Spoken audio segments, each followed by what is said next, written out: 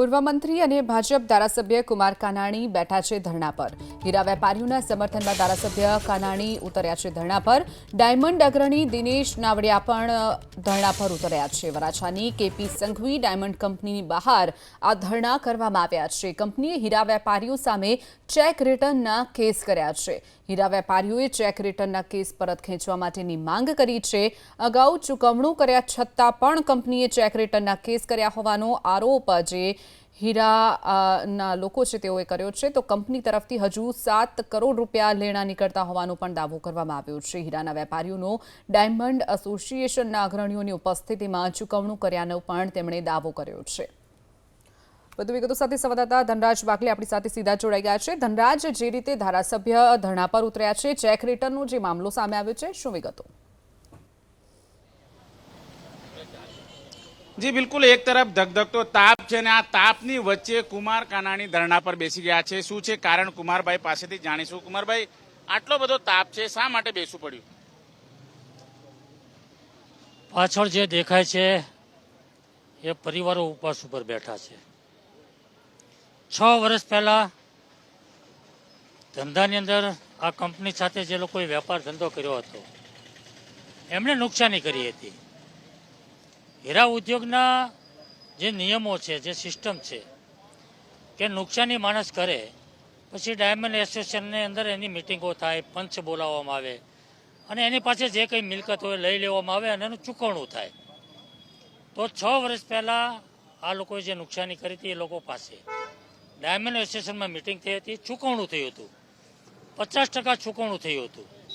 હવે ચૂકવણીની અંદર આ કંપનીના જે દલાલો હતા એ દલાલોએ આવીને ચૂકવણું લઈ પણ લીધું છે। તો એમની પાસે જે એની પાસે ચેક પડ્યા હતા એ ચૂકવણા લીધા પછી પણ એની જે ચેક પડ્યા હતા એના ચેકના આધાર પર એમણે કેસ કરવામાં આવ્યા છે।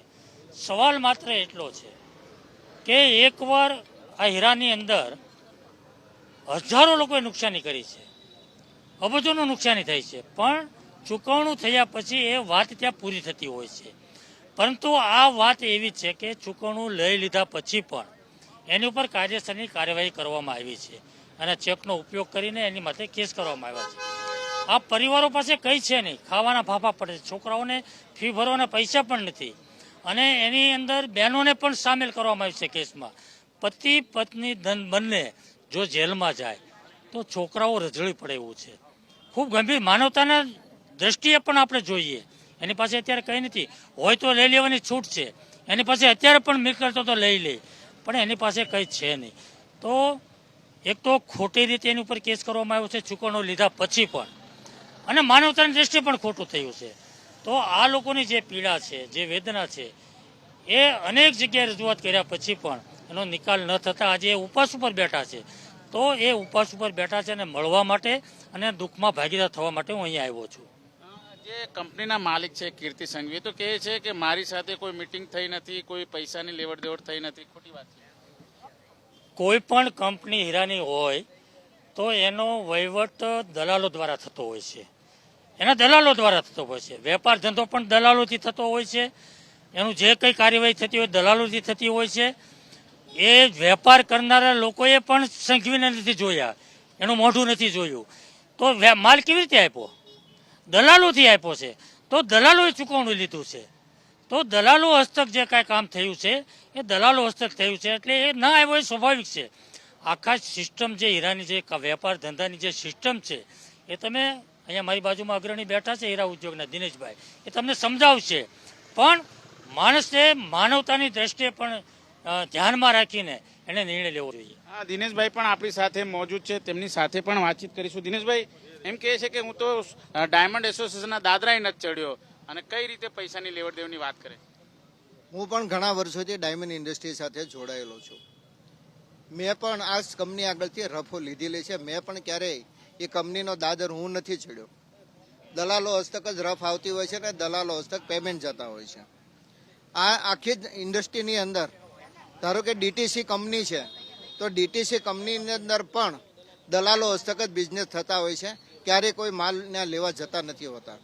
ન જોયો હોય સ્વાભાવિક છે, પરંતુ ડાયમંડ એસોસિએશનના નીતિ નિયમો પ્રમાણે ડાયમંડ એસોસિએશનની મધ્યસ્થીમાં જ્યારે ચૂકવણું થયું હોય એ ચૂકવણો ડાયમંડ એસોસિએશનની અંદર દલાલો લઈ ગયા છે. એનું એફિડેવિટ કોર્ટની અંદર પણ મૂકેલું છે કે આ ચૂકવણું અમને મળી ગયેલું છે.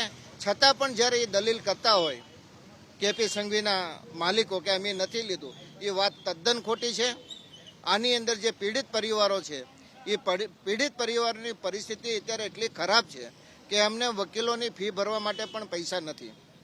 ગુજરાત રાજ્યના ગૃહ રાજ્યમંત્રી હર્ષભાઈ સંઘવી પણ 2 વખત આમાં ઇન્વોલ્વ થયેલા.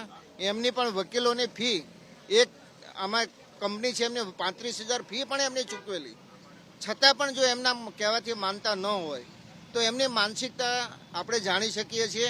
પરંતુ આપના માધ્યમથી એટલી વિનંતી કરીએ છીએ કે આ 12 કંપનીના 17 લોકોને તમે એના મેન્ટલી હેરેજમેન્ટમાંથી મુક્ત કરો.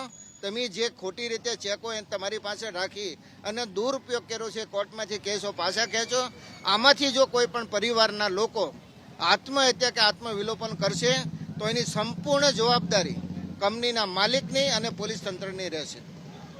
બીજી તરફના દ્રશ્યો તમે જોઈ શકો છો. આ પ્રમાણે જે તમામ જે હીરા દલાલો છે, 40 ડિગ્રી સેલ્સિયસ તાપમાન છે અને આ તાપમાનની અંદર આ પ્રમાણે તમામ પરિવારો છે બેઠા. સાથોસાથ તેમના જે ઘરના મોભીઓ છે, મહિલાઓ પણ છે, તેમના ઉપર પણ જે કેસો છે કરવામાં આવ્યા છે. ત્યારે આ 40 ડિગ્રી સેલ્સિયસ તાપમાનની અંદર ધગધગતા તાપમાનમાં અત્યારે તમામ પરિવાર સાથે ધરણા પર બેઠા છે.